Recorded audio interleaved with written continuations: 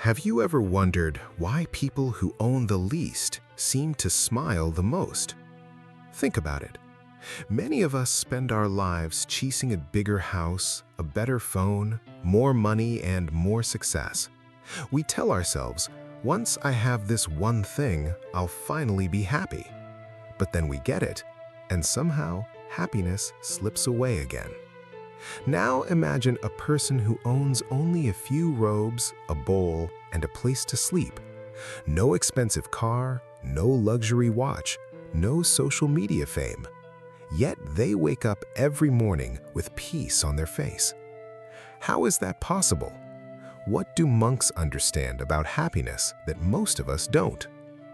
In today's video, we're going to discover the powerful lessons behind a monk's joyful life, and you might realize that real happiness has very little to do with the things you own.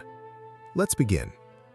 The first thing monks understand is this: happiness doesn't come from having more, it comes from wanting less. Our minds constantly create new desires. I need a bigger house. I need a better job. I need more followers. The moment one desire is fulfilled, another appears. It's like drinking salt water. The more you drink, the thirstier you become. Monks train themselves to break this endless cycle. Instead of asking, "What else do I need?" they ask, "What do I already have?" This simple shift changes everything. Gratitude replaces craving, contentment replaces anxiety, and peace begins to grow. The second lesson is that they live in the present moment. Most stress comes from two places: regretting the past or worrying about the future. Very little stress comes from this exact moment. Monks spend years practicing mindfulness. When they drink tea, they simply drink tea. When they walk, they simply walk. When they eat, they simply eat.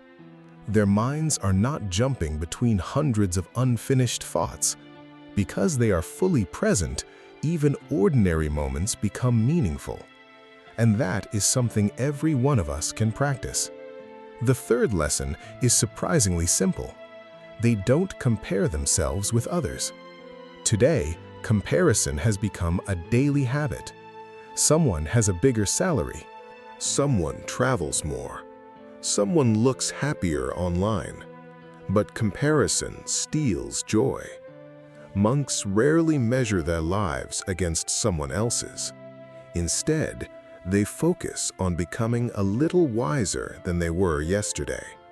Their competition is not another person, it is their own mind. Imagine how peaceful life would feel if you stopped trying to impress everyone.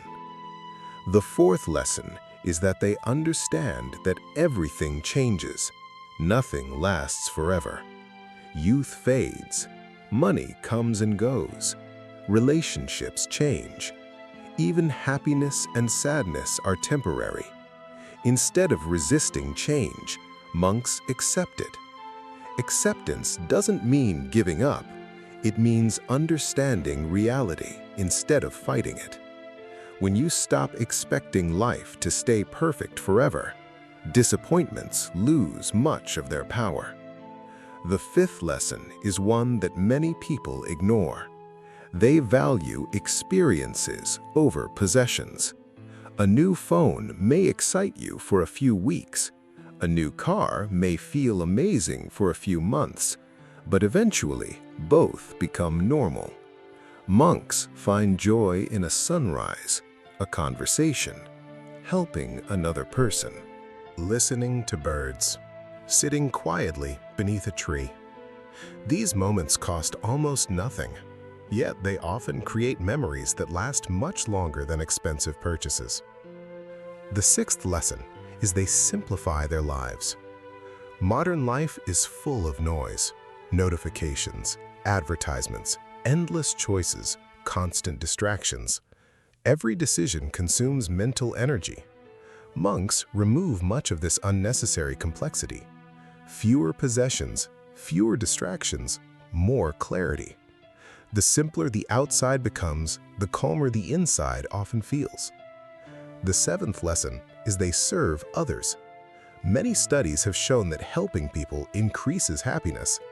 Monks understand this deeply. They don't spend every day asking, "What can I get?" Instead, they ask, "How can I help?" Ironically, the less happiness they chase, the more naturally it appears.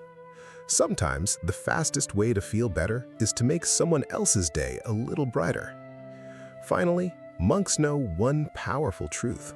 Peace is an inside job. No amount of money can permanently remove fear. No expensive vacation can permanently erase loneliness. No possession can permanently satisfy an unhappy mind. Real happiness begins with the relationship you have with yourself. That is why monks spend so much time training the mind instead of decorating the outside world. Because they know a peaceful mind can enjoy almost anything. An unhappy mind can complain about almost everything. So what can we learn from monks? You don't need to shave your head. You don't need to live on a mountain. You don't need to give away everything you own. But you can begin today. Practice gratitude. Spend a few minutes in silence. Compare yourself less. Own only what truly adds value to your life. Help someone without expecting anything in return. And, most importantly, remember that happiness isn't waiting somewhere in the future. It can begin right here, right now, with exactly what you already have. If this video made you stop and think, even for a moment, then it has already done its job. Now I'd love to hear from you.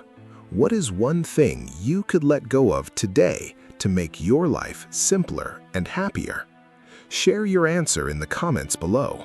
I read them all, and your story might inspire someone else. If you enjoyed this video, please like, subscribe, and share it with someone who needs a little more peace in their life. Thank you for watching, and remember, the richest person is not the one who owns the most, but the one who needs the least.